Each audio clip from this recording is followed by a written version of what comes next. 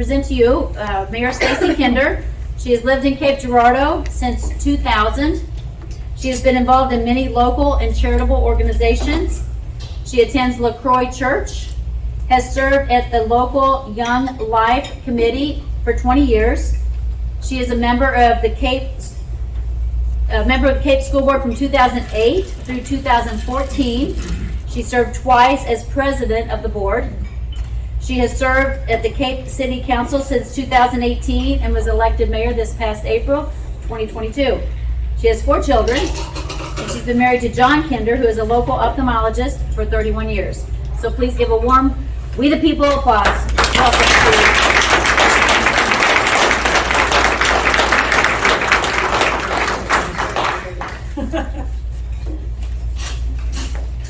Thank you for that. Thank you all for having me. If in the back, if I'm not, just wave if I need to speak up a little bit. I'm told by most of my family that I'm always yelling, so I should be able to handle this without a microphone, for sure. I was also told that last week Mayor Haas was here and he spoke for 30 minutes. I did not prepare 30 minutes of remarks, but if we're willing to, if in the end you all have some questions, I would love to engage in that, and certainly know that afterwards, if you have any questions of me or anyone on the city council, we are very available, any day of the week, any week of the year to answer those. So I think predominantly we'll just probably have more of a conversation. I can already tell, given some of the tax discussion, that some of my remarks will probably bring up some questions or maybe even concerns. We can discuss those. I'm a big girl and certainly would never have even been interested in this position if I wasn't willing to engage in those kinds of conversations. So if you do have some questions, just know you are very it is your duty and privilege to ask them, and my duty and privilege to find the answer. If I don't, this is where I always like to apologize. I wish I had a photographic memory. It would come in handy often in my life, but I don't. And so if I don't have an answer for you about some particular piece of data or whatever, just know I can help you find it if we need to further the discussion. Just a little bit. First of all, who can if you're comfortable, raise your hand if you live in the city of Cape Girardeau. So okay, maybe about half. It sounds like from the earlier remarks, you all are already very well acquainted with the idea of being familiar with your local government. So I'll just start with a few brief comments about the city of Cape Girardeau and our government there. We have a council manager form of government, which is where I assure everyone that the mayor of Cape Girardeau is not running the city technically. We have a city manager who is hired and very much a professional who runs our city. And what he does is also manage the various departments. We have 8 departments within our city that gets all the stuff done that our city government needs to do. Police department, fire department, water division, parks and rec, the airport, the development services, those kinds of things. And each of those departments has a department head. I'm often very grateful that the city of Cape is the size that it is, because it demands and allows for a very professional staff. And so we are able to attract and hire people to head up those things who are true professionals in their realms. So I always like to assure people of that kind of thing.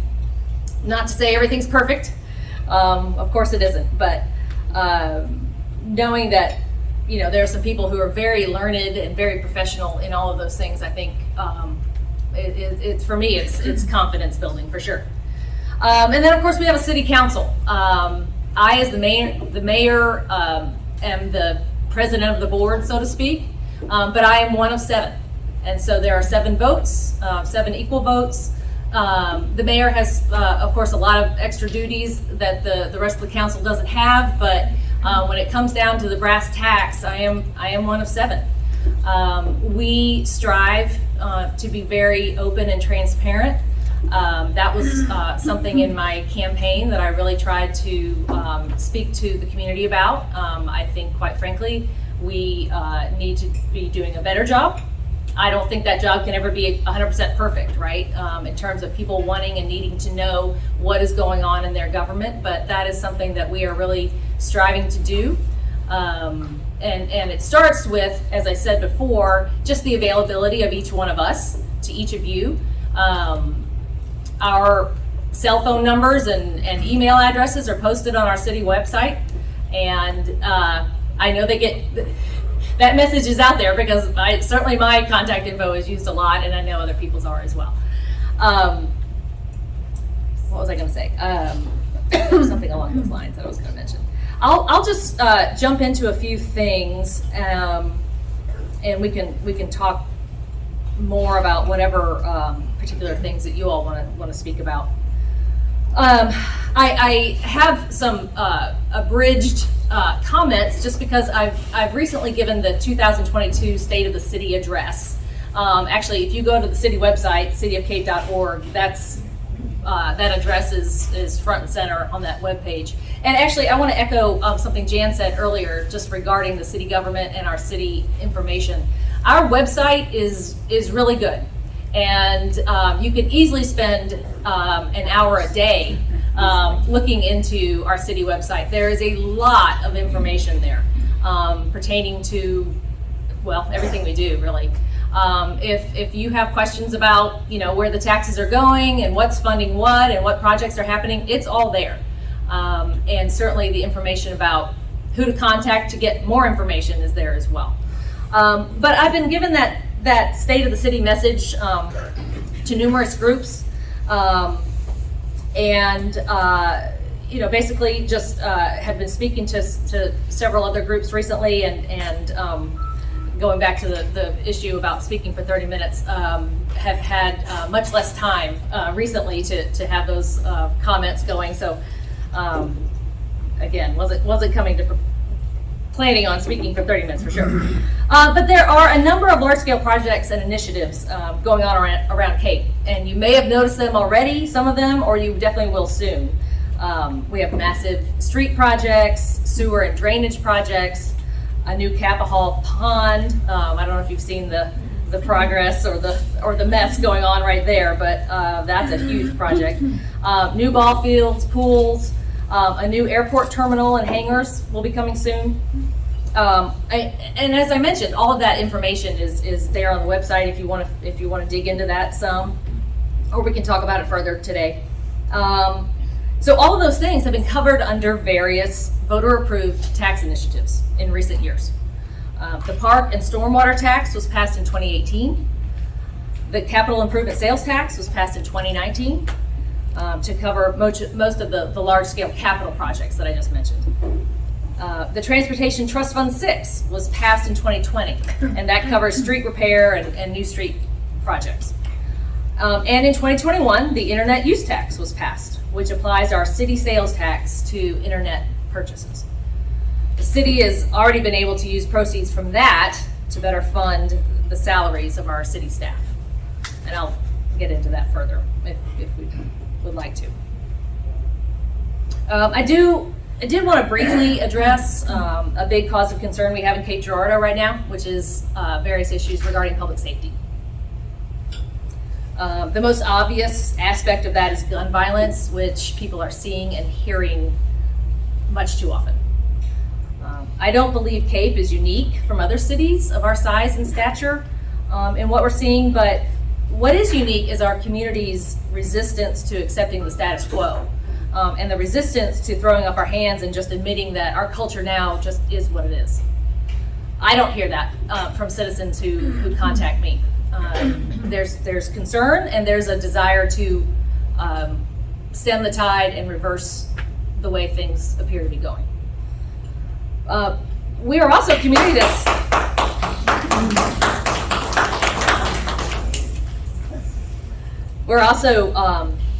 very supportive community for our public safety forces. I get asked weekly when this subject comes up, what can we do to help our police department? even from those in high crime neighborhoods or from those on the more liberal side of the political spectrum, which you don't always see in other communities. I personally find that to be very encouraging. We have some low staff issues that are of serious concern in Cape. We're addressing those first through our budget by bolstering salaries and pensions. We're putting money into technology like ShotSpotter that is helping our officers with live analysis of a crime scene, and we're seeing some real progress actually in actual apprehensions through that already. There are less obvious aspects, though, to our general state of public safety that I'll mention. One is the high number of abandoned and condemned buildings we have in Cape, which we know is connected to the issues of homelessness, drug crime, and lowering property values. We know we also need to bring our landlords into the conversation with all this, especially as Cape is the largest provider of Section 8 housing in the area. We need to make sure that our landlords are being held accountable, not only for the renters they have, but also being held to the city standards we hold for nuisance and neglect. All of these things, many more, go into this huge picture of public safety and what we want and expect in our town. Our city budget for the year has reflected our needs to increase and improve our salary structure based on a solid sales tax situation we're seeing. We've also been able to start systematically paying down our debt load from approximately $119 million to $111 million this year. We know that number is still very high. And I will say half of that is due to the new water treatment facility that was recently constructed. But we want to maintain that discipline needed to see further reduction in our debt load and lower our interest payments in the process. This will go a long way towards improving the economic health of our city. Speaking of economic development and health, that is another large issue that people express a lot of concern about.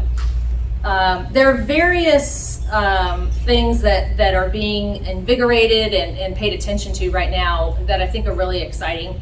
I think that there seem to be a lot of organizations and individuals and business-minded people who have been at the same time coming to the same conclusion that Cape, emerging from the pandemic, is waking up to a new world in some ways, and things need to be adjusted accordingly.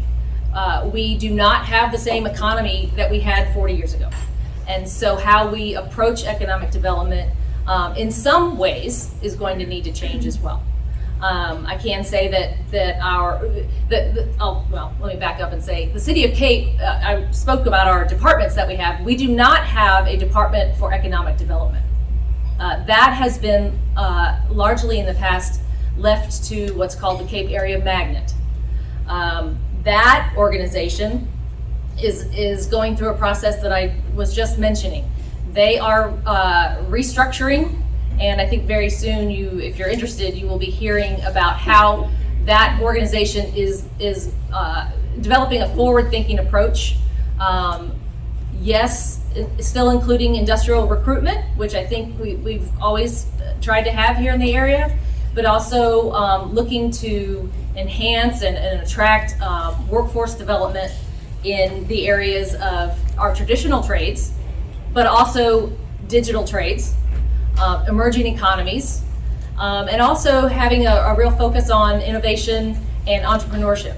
So that's kind of a new direction that organization and many others is really looking towards. I can speak to a huge number of different organizations doing different things in Cape right now. There's a lot going on. And I think it's an exciting time to be in Cape Girardeau. Yeah, we have some significant challenges, but I've been thankful being in this role just for a few months to start learning about the different people and organizations that are doing things. For me, that's encouraging, and getting to be part of that process too is a real. I'm grateful for that opportunity. So that's really all I came here to say, and I'm hopeful that we have some time to discuss what might be on your minds. And Jan, I'll leave it to you to just give me the wrap-up sign. Absolutely. You know, when you. Absolutely. Okay. Well, I was going to start with a question. How did you can I start? Sure. I think you're calling shots. Article 1, this is something that's always been a beef of mine, and I've never lived in the city of Cape. I've always been an outlying, but so when we talk about Article 1, Section 2 of the Missouri Constitution, the proper role of government, and it says it very clearly here, is to promote the general welfare of the people, that all persons have a natural right to life, liberty, the pursuit of happiness, and in the Missouri Constitution it says, and the enjoyment of the gains of their own industry.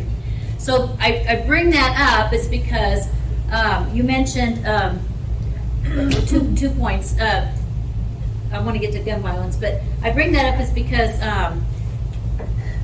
if the city or if any government continues to take away capitalism, so just this is just something to think about, continues to take away from the private industry. So this table over here wants to have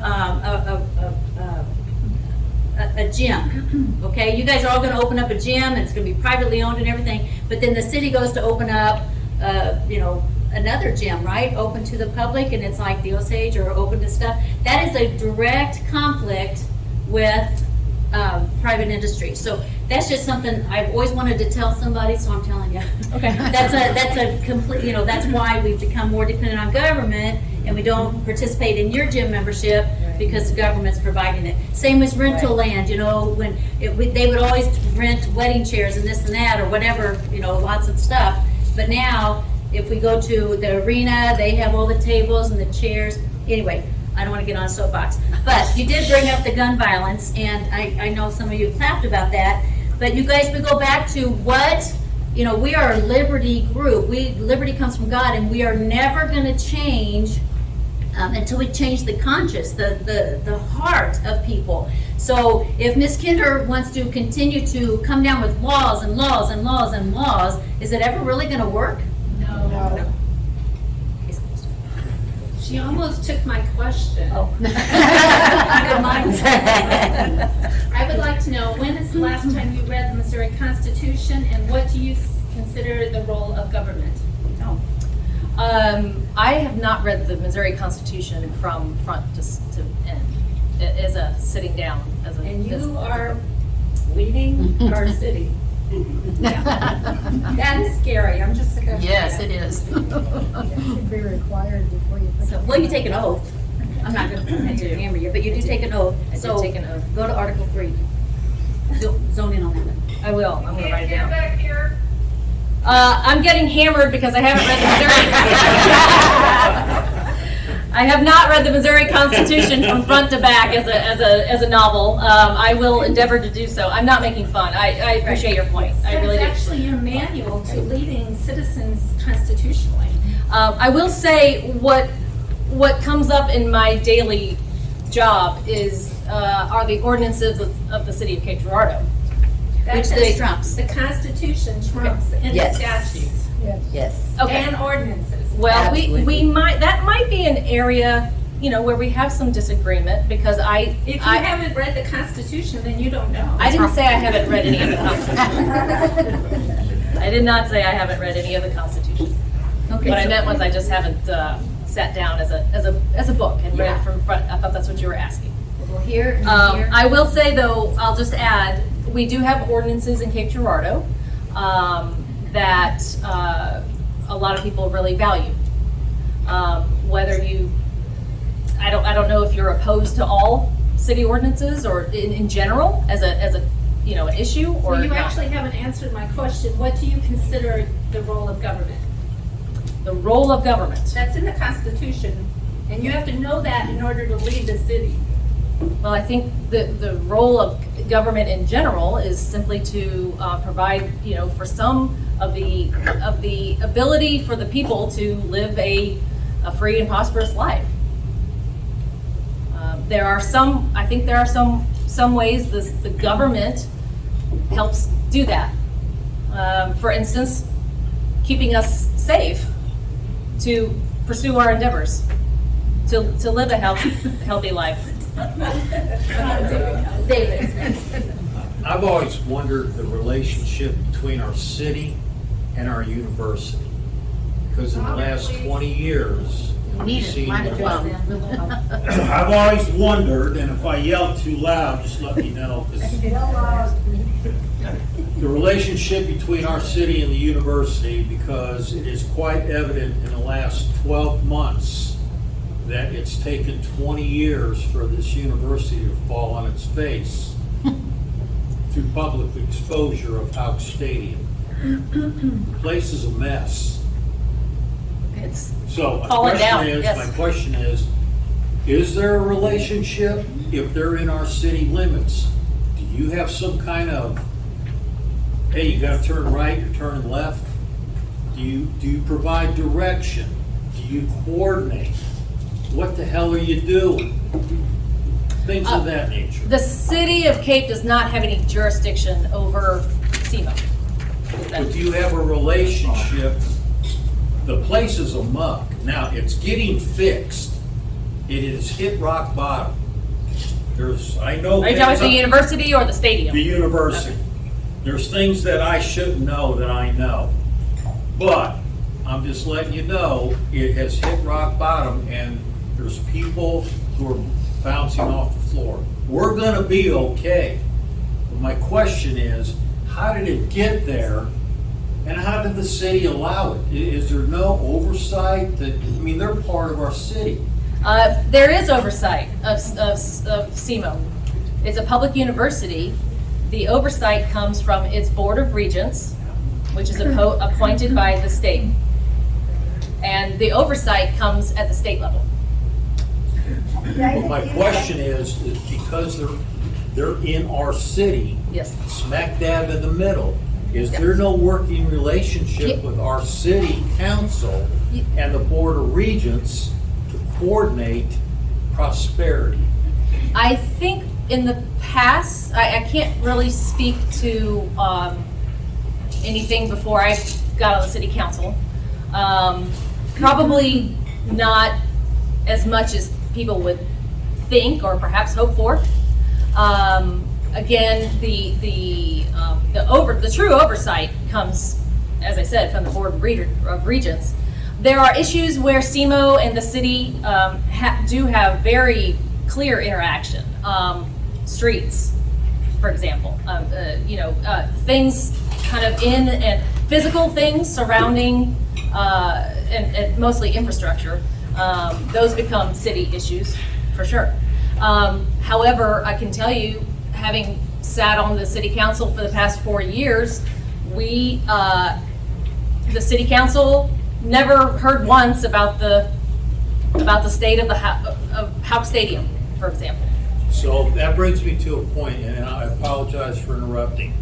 Maybe there should be a coordination of every quarter meeting, and you could call it, what the hell are you doing? Do you really want government intervention? But it's public sector to public sector. They're not, But it's not already got private industry. oversight, is what I'm saying. It does have We oversight. don't want more on more. All I'm saying is, the place has been allowed to run amok, and we have disaster. Now, it has hit bottom and it's coming back, so. I don't think there's anyone happy But to my see. point is, that's economic impact on the city. of Cape. Agreed. The university has a huge economic impact and in many different ways on the city of Cape Girardeau.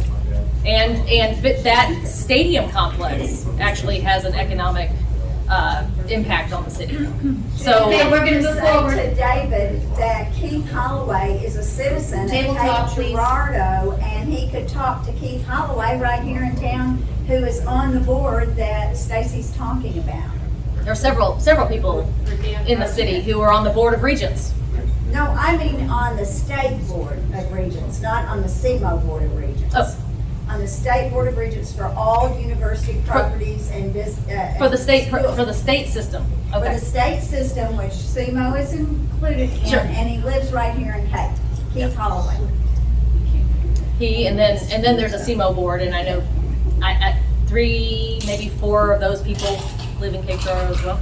I understand. Okay, we're gonna move forward to the next. Okay, hold on. We can always come back, but we want to address. In order here, we have Jean Reitzel, then we have Michelle Latham, and then we have John. You guys, please keep table talk down because we don't have the microphone yet. Please speak loud and turn around and address the people in the back, okay? Please, loud, Jean. Okay, Get them, Gene. You were on the council for 4 years, Yes, sir. and now you're mayor. Have you read top to bottom the city ordinances? And in one sitting, no, but I probably have covered most of them in some way, shape, or form. Yeah. Okay, my question is, I don't drive all over Cape, I drive certain areas where I have property. Yeah. We have things, I can show you a picture, I can show you 20 pictures, the same infraction, They can't hear you in the back, I'm sorry, but City yeah. property. the same infractions in Cape Girardeau.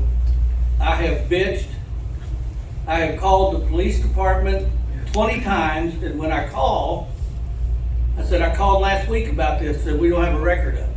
So that means they don't wanna mess with it, they don't write it down.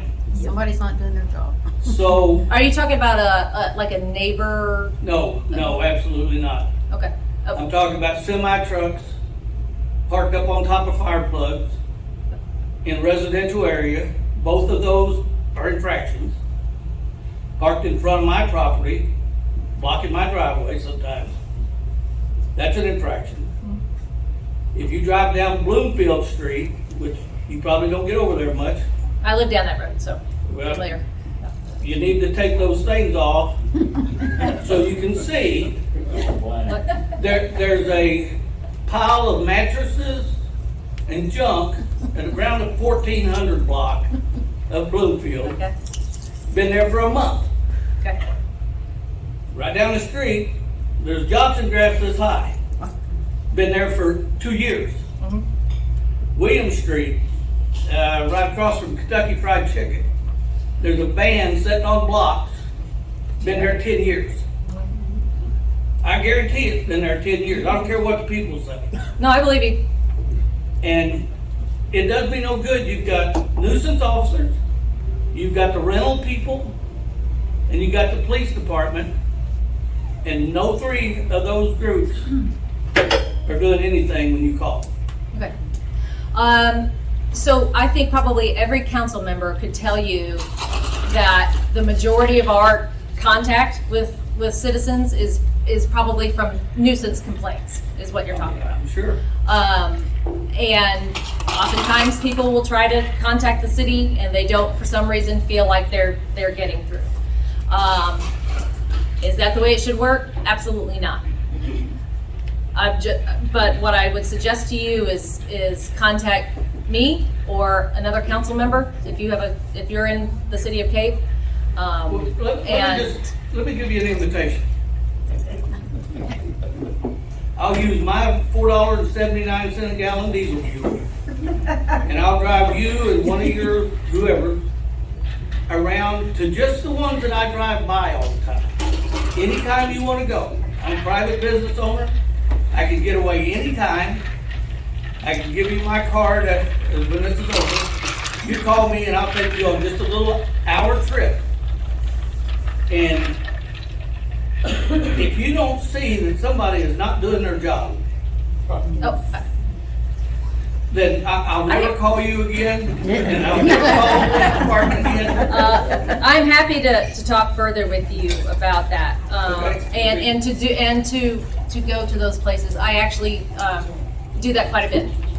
I'm glad you do, because I'm not sure your predecessor did. but- Well, I was at someone's house yesterday because they needed to show me something in their backyard that is city property, and it needed to be dealt with, and it hasn't been. But you're speaking in. Let me specifically address. I'm not typically hopping in a car with a strange person that I don't Well, you know. can drive. And so, but we can be in contact, and you can, I drive around Cape every day, and I do see probably the exact things you're talking about and other situations. Well, I'm just telling you, I'm just gonna tell you, I'm happy to do that and to make what council members are able to do is make official inquiries to our staff. And we get a response typically within 3 or 4 days. Hey, this is these places are next to my addressed. house. We're gonna move. I'll just add, generally speaking, part of what you're talking about is, the problem is due to our being very understaffed right now. I don't buy No, that. I'm sorry, it is true. I've been doing this, I've been in business since 1994. That's everybody's excuse. I've been calling the nuisance people in the police department since 1994. Okay, well, obviously, And it's no better or no worse right now. well, we are down 20% in our police department and our public I works know. department. That's only been a couple years. So, no, obviously, a 20-year complaint is not due to being understaffed. So what I would really love for you to do specifically is to contact me directly, and we can find out exactly what you're talking about, and I'd be happy to deal with that. Because that doesn't just impact, it impacts, if you've got a property that is just going to hell, it impacts everyone around them. Absolutely. Property values and all that. I mean, there's a whole list of nuisance issues that we could get into that have very negative effects. Okay, You thank you. touch base afterwards. Okay, and you guys, being right here where I'm standing is not easy because I don't want to hush anyone up ever, but I do want to respect everyone, and then we have the time at the end, anyone can engage, okay? So maybe we should go to about 3 minutes or so, I don't know. Michelle? So you and I have recently had a conversation about SEPA. We talked a little bit about, can you hear me now? You need to scream. Okay. So you and I recently had a discussion about SEPA. And I know that you also included some information about that in your State of the City address. And so I wanted to read a little bit of that to you, and I'd like for you to expound on your comments. I know that you stated that you're concerned about the fact that the police officers could be punished if they work with the federal government to solve gun Move on up, crimes. you guys, I'm sorry, Okay. move up. I know that you said that's your concern, but this is my concern. You said, go read an article on CBSNews.com of an interview done last November with local and state officials on this issue. It's very concerning. The premise of this legislation was that Missourians needed protection from a federal government that was coming to take away our guns. In my opinion, rising populism legislated under the guise of conservatism is having a very negative impact on our ability to keep our community safe from some very dangerous people. I have a lot of thoughts about that. Obviously, that was your opinion. You said that's your opinion. And so I'd like to give you the opportunity to, first of all, tell me whether or not you are aware of the fact that the federal government really is coming to take our guns. Oh, I didn't mean to sound. There are certain. I watch the news just as everyone else, and hear news. We don't. But you said the premise of this legislation. So when you say the premise of, that leads me to believe that you're saying, well, this is what they're saying, but then you go to say, in my opinion, rising populism legislated under the guise of conservatism. So that leads me to believe that you think that this is fake or phony, or that we're doing something sneaky, or, maybe we're not being on the up and up. You're saying that's having a very negative impact on our ability to keep our community safe. And in reality, those of us who stand for what our founding fathers stood for are not the problem. No. And so the cops not being able to keep the community safe doesn't have anything to do with those of us who stand for our Second Amendment rights. And law abiding. And so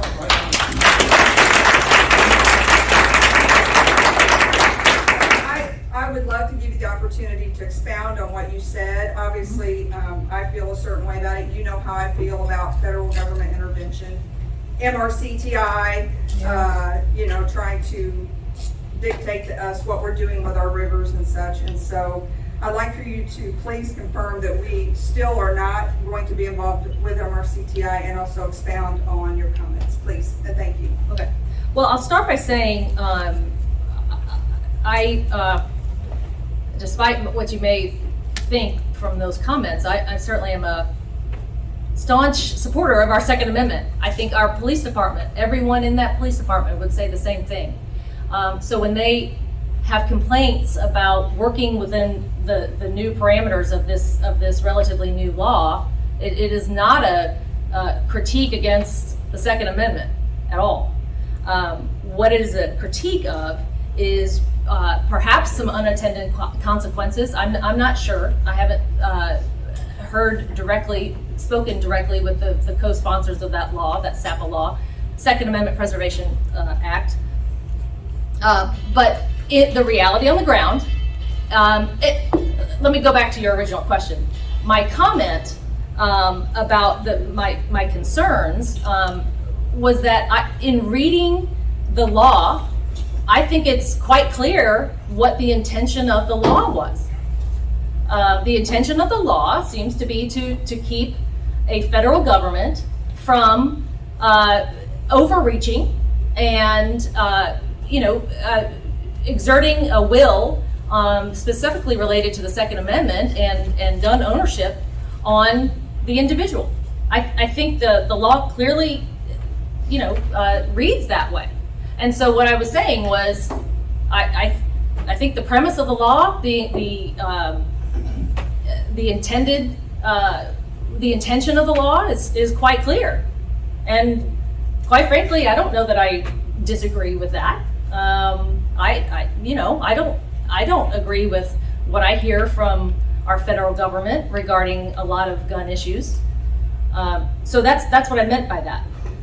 What I was trying to raise in those comments was the very real consequence that we are seeing in Cape Girardeau, which is our police department having to pull back from interaction with federal public safety organizations, the FBI, the ATF, etc. And specifically, there are task forces that our members have played a role in. There's connections there. There's evidentiary issues where gun violence has obviously occurred, and now the question is our police department able to submit evidence to the FBI for further analysis, for help in solving a crime, or not? So that's the concern. This is not just me making this up and causing a stink.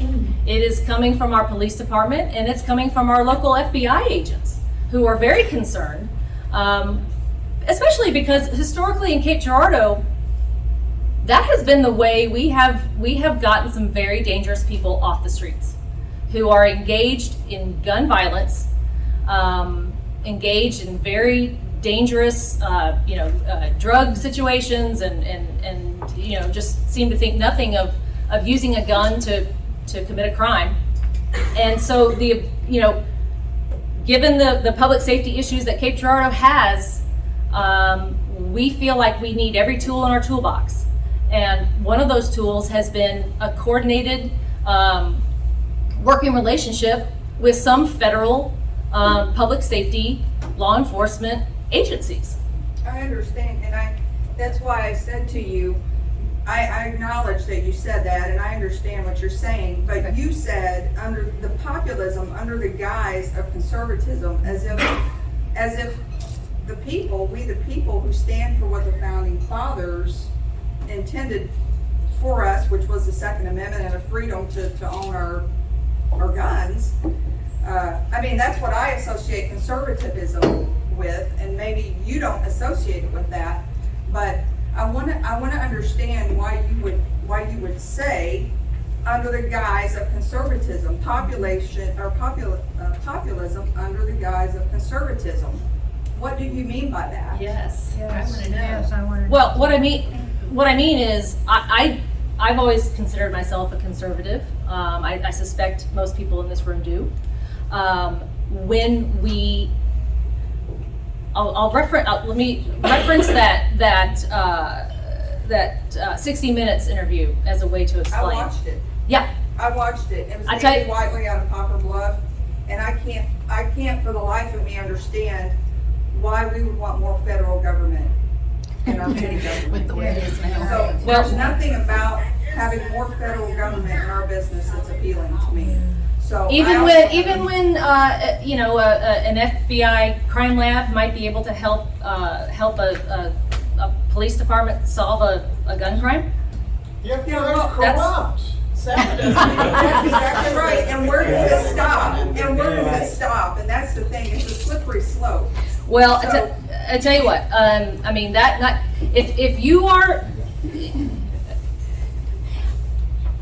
I watched this today on the news, even more of this long drawn out drama involving some of the FBI who are involved in very political, in my opinion, very bad behavior. I understand the concern. I share them myself, especially when we see in our highest levels of government, especially when we see in agencies that we expect and need, help, public safety, law enforcement help from, seeing those organizations at the top level operating in very political, very negative ways, impinging on our rights. There is definitely a turning, a lessening of trust in our, in our nation right now towards those organizations, and for good reason. When we hear those things coming out of those agencies, I get it, and it helps me understand why that law, the SAPL law, was written, because those agencies are eroding the trust through political, reasons, and our rights in some cases. Absolutely. I'm just trying to say, an FBI crime lab, for example, is I personally haven't gone to the mental place where I don't trust an FBI crime lab to help us with ballistics, to help solve, somebody who gunned down somebody else on Whitener. Maybe you do. And so, we're gonna have a disagreement about that. I think when I became a domestic terrorist for going to a school board meeting. Yes. Yeah. Yes. Case in point, I'm not gonna argue that at all. That was appalling to me personally. So it's way before Mar-a-Lago. Yeah. Yeah, absolutely. I can't wait for them to show up at my house. Let Absolutely. the games begin. I mean, we could talk about 4 or 5 things in the past 4 or 5 years. I'm with you on those things. It's been appalling to watch and very concerning. Again, though, I'm referring specifically to crime-solving related issues. But your statement that one statement does not relate to what you're saying. From my perspective, it does not relate to what you're trying to say to us right now. Are you talking about the one sentence? Okay, let me speak specifically to that one sentence that you're talking about. When I watch on that interview state legislators who are being questioned and being told, hey, this is what we're seeing on the street. These are the concerns we're seeing on the local level. And those state legislators who co-authored the bill say, well, I'm happy to talk to whoever, but we're not going to change, we're not going to consider amending this at all. That's where I'm concerned. But CBS News is propaganda. And so I'm talking about, but no, you're not but gonna no, get the truth. no, we saw actual people on these two in particular, and forgive me, I don't remember their names, but 2 in particular they were on film. They were on You're the, talking about police chiefs? no, I'm talking about the state legislators. They said what they said, and what they said was, we're not, yeah, we hear this, we hear your concerns, police department, but we're not gonna amend this at all. And that's probably. And that's, so me as a mayor, as a mayor of a city that has growing concerns about crime, I'm just trying to let people know, this is hurting our ability to use one of the tools in our toolbox. That's where I have concern. Interestingly enough, Sheriff Dickerson, the sheriff of Cape Girardeau County, does not have a problem with SAPA and believes that your concerns threaten our liberty to How so? allow the federal government to come in. How so? You need to talk to Sheriff Dickerson. Did she speak to That that? Southeast Missourian article where you're quoted, she is also quoted. Go back and read that. I read that. I would ask her, apparently your officers have some issues that her officers don't. Well, I don't think she spoke specifically to whether her department is working or not with federal forces. You don't think Cape Girardeau County deals with FBI? I know. Yes, but she didn't speak to that in that article. But she had the chance to, just like you did, and she does not have an issue with it. Have you asked for that? Yes. Yes. Yes, we have. She's been here. Yes, she has. And we have been lots of legal advocates. Okay. Okay, I'm the bad guy. Okay, I'm starting to lose. John is gonna ask a question, and then, Well, a question and state. okay, and then Tina, and then I Andy. can remember an interaction my wife had. My dad was a former chief of police over at Cape years ago. He joined the department back in '37.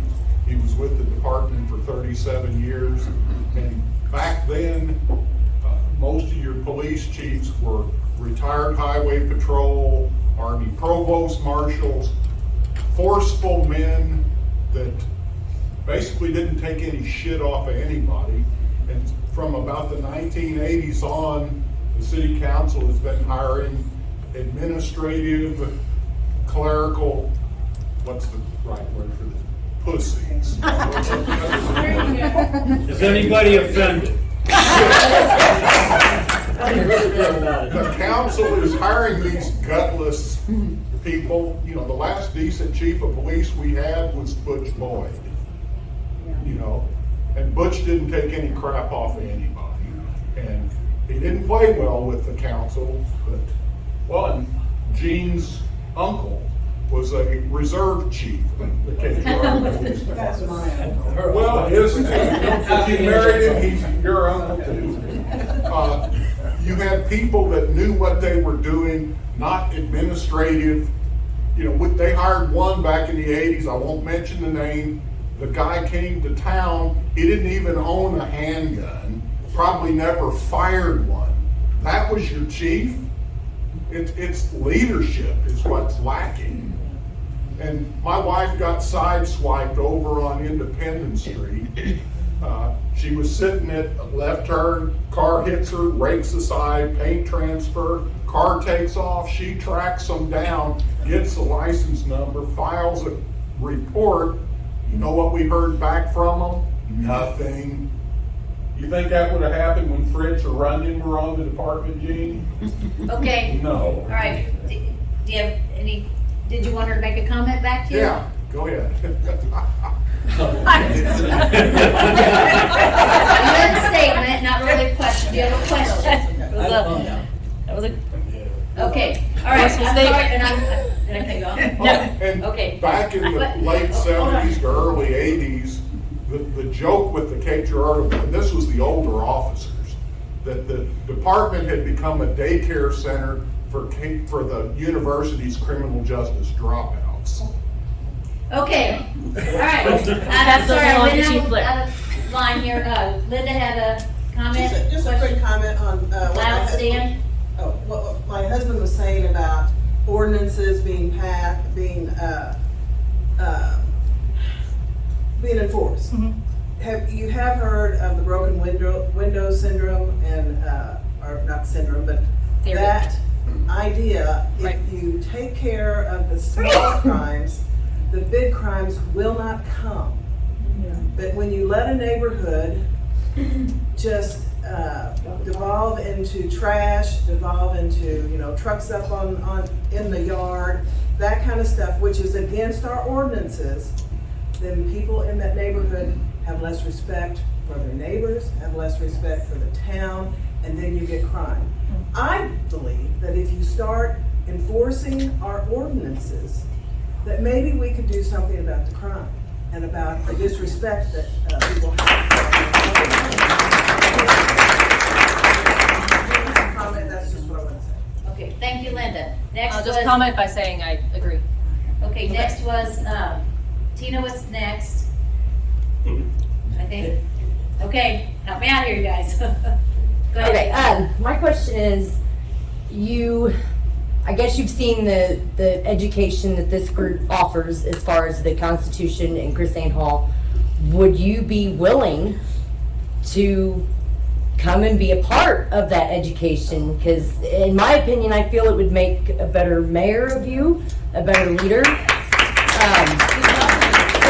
It would be able to help you pinpoint when you're in your sessions or whatever you guys are doing. It would help you pinpoint, like Mike Moon does for us. He'll hold up the Constitution and say, you can't do that.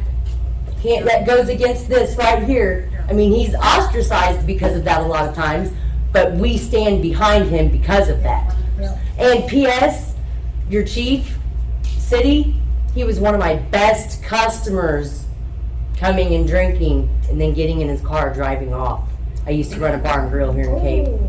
Just to let you know. That's what's taken care of. I'd rather not engage in that kind of. Well, just, we're held to certain standards. He should be too. Okay, thank you, Tina. Disagree with that. Just a second. Kim, you're next. It's just a thought, kind of relating to what Jean and Linda are talking about. Each one of the council members represents a particular area of Cape Girardeau. Would they not consider creating some kind of community board within their own district that would come up with handling these kinds of things? Like that the citizens could talk to that board and they would agree as a group from their own neighborhoods, this isn't gonna be who we are. This is not gonna be how we do. Well, I'm not opposed to any neighborhood, any group, getting more organized and trying to, have a voice. Ideally, we don't need that. Well, ideally, I think we do. I just mean, reality. I mean, go for it. Sure. If you, there are neighborhood groups already in existence.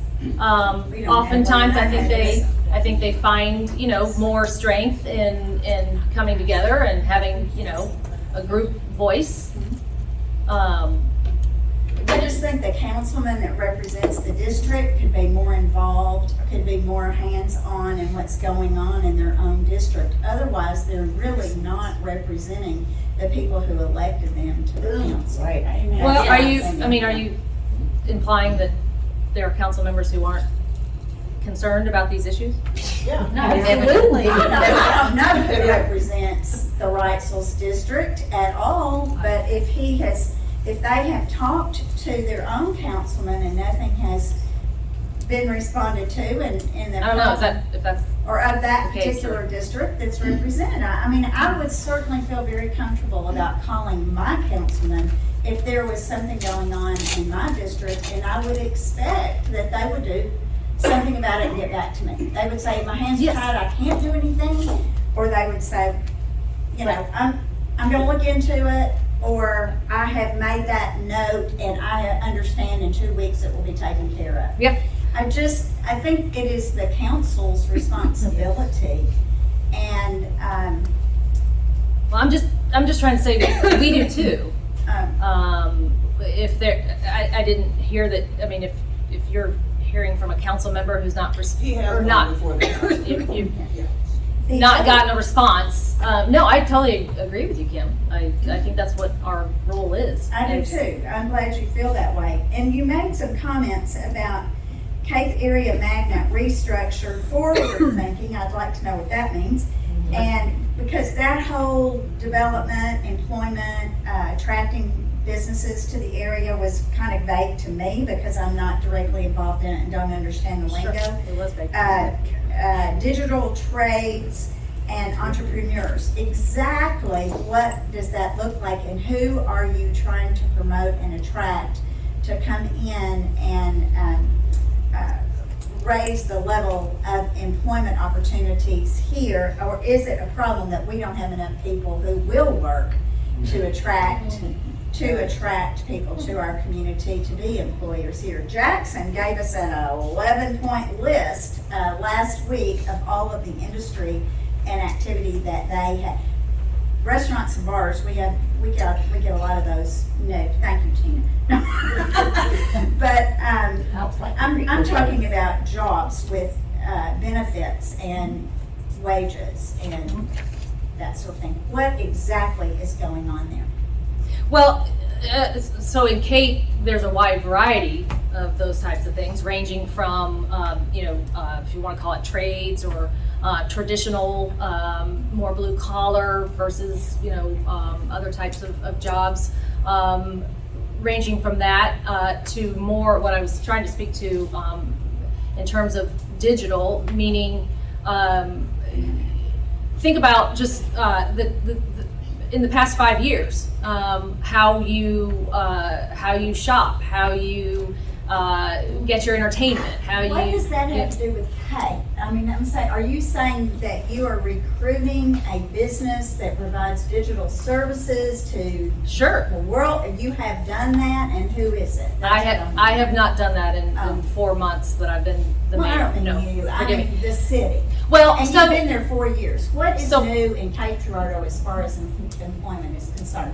And what's on the horizon of those things I don't understand? And I'm not being critical. I'm curious. I just want to know. everybody does. Yeah. What's Um, coming, so- what has been here, or what has newly been recruited in the last 4 years? So I think in terms of job recruitment and the Cape Area Magnet, which serves Scott City, Cape Girardeau, Jackson, the county, the emphasis for the past 10 years has been on industrial recruitment, trying to attract a large-scale P&G or a Cargill or what have you. Are you aware that Penobscot County is getting a huge industry down there? Mm-hmm. I mean, really? I mean, I live there, so I can't complain too Well, much about it, but. But that industry also was given a lot of tax credits and incentives. We can't do that.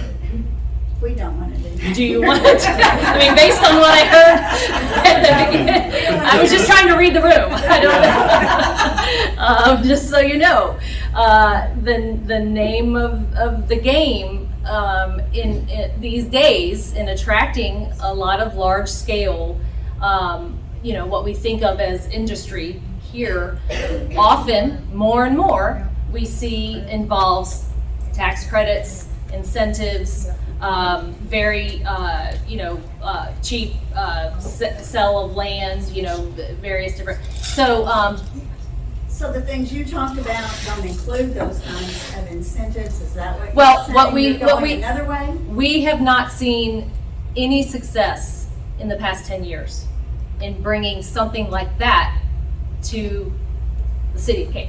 Yay. Oh, okay, I mean, yeah, all right, maybe you like that, maybe you don't.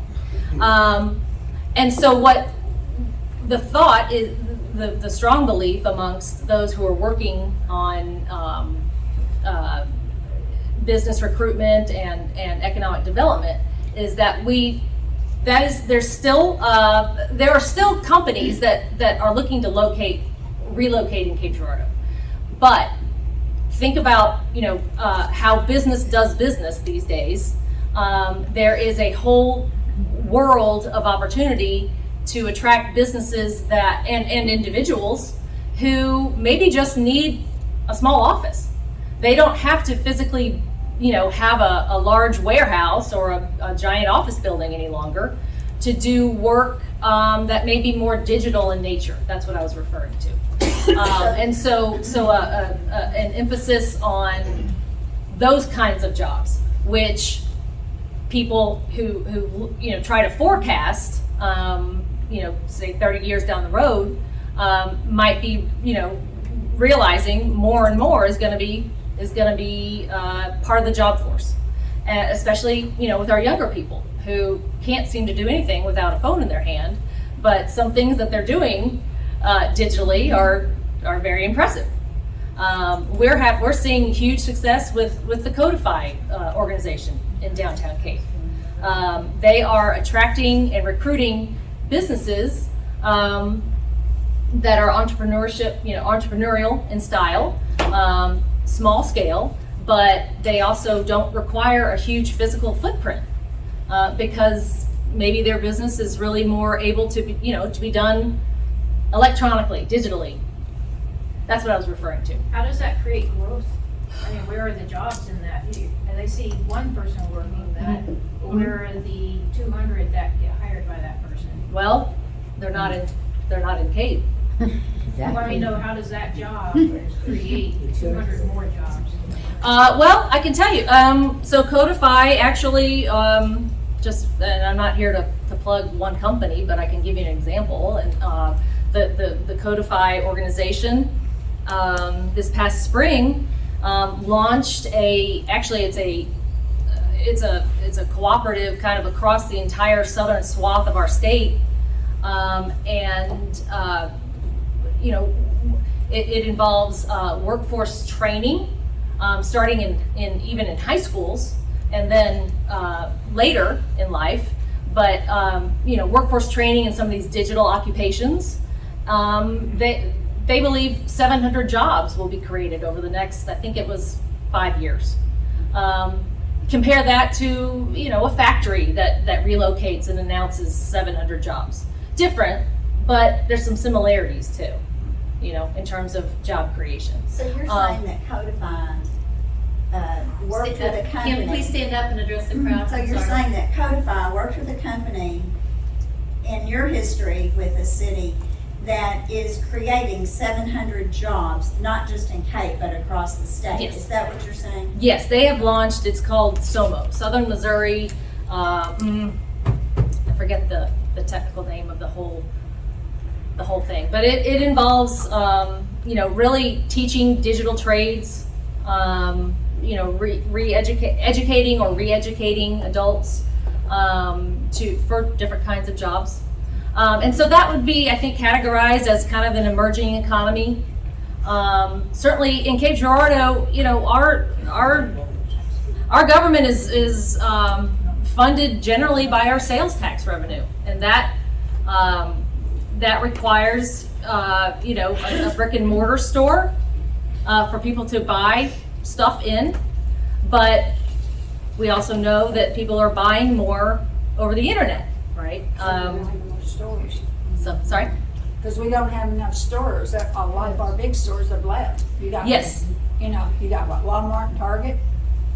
Well, there's a few more, Basically, a few I more mean, stores. And forgive me, I did not come with a list of all the different things going on. I was just reading in the paper today, and I think this is a weekly article that talks about, there's probably 4 or 5 restaurants that are in the pipeline to come to Cape. There's, I'm sure, at least that many. I can't remember off the top of my head the names of these places, but new businesses that want to start or relocate to Cape every month. Certainly, there's always going to be room for the brick and mortar, the more traditional thing, and I mean, if any of you own a home and you need your air conditioning fixed, we need folks who are able to do that work as well. And so, there's a huge focus right now on workforce training in those kinds of jobs. The whole brouhaha that developed between the CMO and the CTC and mineral area that just kind of got settled out, but that was really all over community college and trade training, workforce development. I know right now in the city, we desperately need people who have their commercial driving license, because guess what you need in order to drive a trash truck? A commercial driving license. And that is a pretty small, certification in the grand scheme of things. But Dick, to your point, I don't know. I mean, we've got to get creative. We can no longer sit back and just expect everyone to just apply for these jobs. That seems to, be the case everywhere. There's just an entire swath of our workforce that has just disappeared, and there are people much smarter than me that can comment on where they've gone or what the trends are. But it's kind of for Cape Girardeau, it's kind of an all of the above approach, because we are a diverse community. We have a lot of we don't just have 3 businesses here, and that's what kind of fuels our city, our town. We're very diverse in many ways, and so trying to kind of reach all of that. I don't know if that answers your question specifically, Kim. Okay, but I'm glad you brought up trash trucks, because that's another thing. Oh God, everybody's answering. That's another thing, where we used to have different trash pickup people, right, had their own businesses, and now the city is, has their rules and more tax. And anyway, just another thing where the government is interfering with capitalism. Okay, we have Patricia, we have Andy, and forgive me, and then John, did you still have some? We're just going to do an order thing here. Okay, so Patricia, then Andy, and then Norma, and then Elaine. Well, before Okay. she leaves that subject, can I just ask real quick about the community college? Did the city fight for that? I know, like you said, it was a big thing between SEMO and, so I'm sorry, if you would expand on that. The city, the city government, no, we were not a major player, seat at the table entity in that whole discussion. It was involving SEMO, there were 2 different, who was it? It was 3 Rivers and Mineral Area College that were involved into the college, the Cape Career Center, I believe it was called. And then you had the CTC, which is a school district technical school. And those entities were involved in that big agreement. What business and industry leaders here have been saying more and more is that they need a qualified workforce in trades and healthcare is a big sector in the city of Cape that we need more nurses. We need those folks being trained and ready to go. And so no, I hope that answers your question, but no, it really wasn't the city of Cape government was not one of the big players in that conversation. It's too bad you weren't on STV. Huh? It's too bad you were not involved in that, for whatever reason. Well, it benefited Cape better than anybody. So. Okay, Yeah. we're kind of running out of time. I do want a few other, I don't mean to cut any of this off, but we understand. So Patricia, please, we've got about 5 minutes of questions, 6 or 7 minutes of questions, and then we're moving on. Yes, I wanted to know if you know the breakdown in the park and stormwater tax. Do you know what % is spent on parks and what part is spent on stormwater? And I say this because I sued a girl because she sold me a house in an area that the city actually created the problem that causes the flooding in that whole area in Cape. Y'all use their backyards for storage of water. And it happened partly because one person that was somebody in the city wanted to cover up a large ditch in his yard and put in a pipe and have nice green grass over the top of it to make his property sell for more money. And it did. But these people ever since have been suffering. And the areas out by Lisa Street and Melrose and that area, if you've never been out there, I hear people in here complaining about trucks being up on blocks, and I agree with that. That looks bad.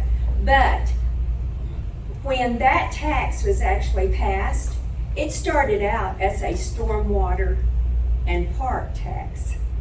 And that's the way all the flyers were, and that's what people voted on. And that's the reason I think that it originally passed. And it barely passed.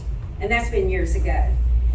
But just as soon as it was voted in, then it was changed to park and stormwater tax. And from what I have seen, and I fought, and you weren't there at the time, and it's only been a few years ago, but you weren't there at that time. I fought to try to get this fixed. I told those people in that area, because we worked together, and I told them if I ever get a chance to really say something, and there's a pretty good group of people here tonight, there are people in the city of Cape Girardeau that their homes are getting harmed terribly because of stormwater, because of developers who are allowed to develop and not keep their side of the deal about relieving the people. That water, when they put concrete, when they put shingles on those houses, that water cannot be absorbed in the ground. And that runoff has to go somewhere. And the city is not making those developers like the Lisa Street Basin. They made one all right, but it wasn't sufficient. And those people in those homes are paying for that every day. When I lived there 3 years, that's how long the lawsuit took, people. 3 years. I cleaned up my backyard and my home 15 times. I asked a cleaning company to come out and clean for me the first couple of times. They charged me $750. The rest of the time, because of finances, I cleaned it up myself. But that's unfair to those people, and it's been going on for years. And we keep building swimming pools, and we build all these other things. Is it right for the city to allow those people to make that kind of contribution, and then we spend it on nice parks and things? And I like nice parks, I'm not criticizing that, but I'm saying, are y'all ever gonna look at it? Because those are like middle income people, and their homes are probably mostly already damaged. Thank you, Patricia. Let's let her respond real quick. Sure. We've got 3 other in line. And can I add one part to that? Just one part. I have got in my community someone that has moved in, and they have put posters of machine guns and things pointing out at Mount Auburn Road. And I'm just wondering if to me, that makes the community look real bad, and I keep thinking every time I pass it, should I call the police? Okay, Ms. Kinder, why don't you go ahead and respond? Well, I'll just say, water issues are, and I think it's probably every city deals with this stuff, but Cape Girardeau, especially, just given our location and drainage from north and then to the Mississippi River, and we are right in the way. And we have a lovely irrigation canal right through the center of our city for that very reason. But what you just described is an issue that I think probably everyone on the council at some point or another has been deeply involved with. Not your specific one, but just different. I know as soon as I got on the city council, there was a big giant water issue in my ward that quite frankly it took weeks just to figure out all the legal issues, and there are some, but that doesn't make it any easier. And I'm sorry, I mean, without knowing specifically your issue, I can't really comment. I know sometimes, unfortunately, the very worst part of this job sometimes is having to say to someone, here's the reason why the city is doing this or is not doing this, and that doesn't make your situation any better. But unfortunately, that is sometimes the situation. Okay, we're gonna. But I don't know. I'm sorry. Hold on. Andy, we're gonna move on. I'm sorry. Is that right? One, yeah. Done passed? Yeah. Done passed. Okay. And anybody else can apply for chair, and you're welcome to be this person. Norma, you're next, but we've got just a few minutes. I'm back to the Second Amendment Protection Act. When we allow the federal government to come in any way, whether it's education or whatever, there are always stipulations. And that's the thing with this FBI federally coming into our county, thinking that they can dictate, and they can to a certain extent, because the people who are over that say, well, we want the money. We want the, whatever you were talking about, we want this, entity to be able to look at our, fingerprints and all the things that we find. We don't need the federal government ever coming in, because they always put money with it, and then people get used to that money and they want that money, and they will literally do anything for it. And I think that the people that are running our cities are the mayors and the council and the people that they've got to understand that there's always stipulations to this money. And as we can all see, everybody in this room, we can see that a lot of times, most of the time, it's not for the good of a citizen. And so yes, that's my comment, but I can't see anything wrong with that, because they want to keep the federal government out of here instead of the FBI being down here, and they come to your home and they want to do to you what they did to the January 6th people because you made a comment on Twitter. Well, I think you and I we're talking about two different things. I'm talking specifically about those entities that would help analyze and deal with evident type stuff. They still want something in return, and they will get it at some point, and we've already learned that. Well, I would just add this. I don't think you and I are going to completely agree on that issue.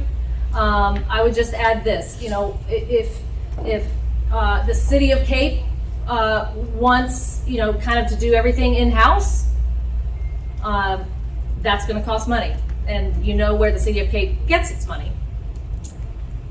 It's from taxes. I mean, that's where any government organization gets any money. If the FBI was doing its job right now, we probably wouldn't have as many problems as we have in Cape Girardeau with the influx of everything. So if they would just do their job and stay out of our business, we'd be okay. Okay, go ahead, Andy, real I'm quick. sorry, I guess I'll and just Rob, build real on to quick. that, because that kind of concerns where my question went. I was gonna ask, have you heard anything, have we looked into another option as far as, say, this crime lab? I mean, does it have to be a federal government FBI crime lab? I mean, that's going back to what James says, a private enterprise. Why not have a Southeast Missouri Regional Crime Lab that all these small counties? Well, those do exist. All right, so then why do we have to have the FBI? Well, I'm I mean, we opposed have. to taxes being small and used for the right thing, and I think most people are willing to pay their fair shares when they see that money being soaked away for crazy stuff. So Yes. Like paying more staff. Fine if it's yeah.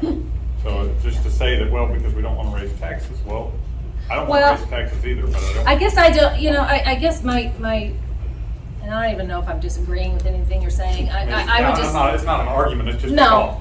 I guess I just don't see the connection between using the expertise of a federal agency for the kinds of things we're talking about, and then having to agree with everything the upper levels of the FBI, for example, do or say.